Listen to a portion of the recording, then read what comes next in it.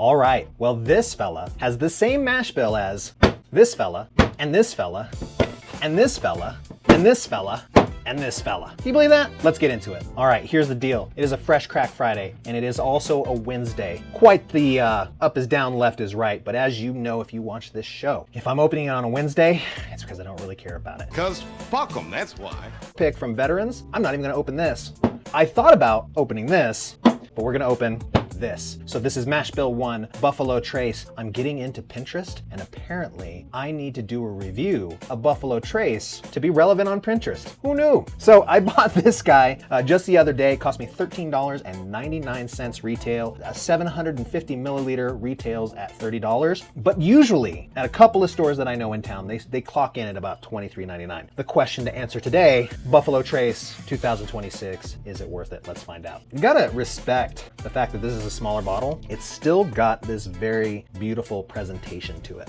Nice pop, no smoke. One of these little cheesy plastic corks. Totally makes sense for what it is. Let's dive in. Right, it's been a long while. These things are just so right down the center, approachable. There's no heat coming off the glass. Just beautiful vanilla. You got a little touch of oak in there, caramel, this almost citrus note kind of laying in there. And of course, grape. Wow, it tastes like nothing. You know, it's solid for what it is. I am getting a little bit of that burn that I don't like here in the chest. That initial taste is the quintessential baseline notes of all of Buffalo Trace. Just that really sweet vanilla, cherry note, a little bit of that brown sugar comes off of there. There's a little touch of everything inside of this pour. I mean, it's solid. It is a solid bourbon. It is the perfect beginner's bourbon. It's 90 proof, kind of gets you acclimated. It's a good warm-up bottle to all the other bottles that I showed earlier. Ultimately, if you've been in bourbon for a really long time, you kind of overlook this thing because there's really no reason to get it. The things that this mash bill is the,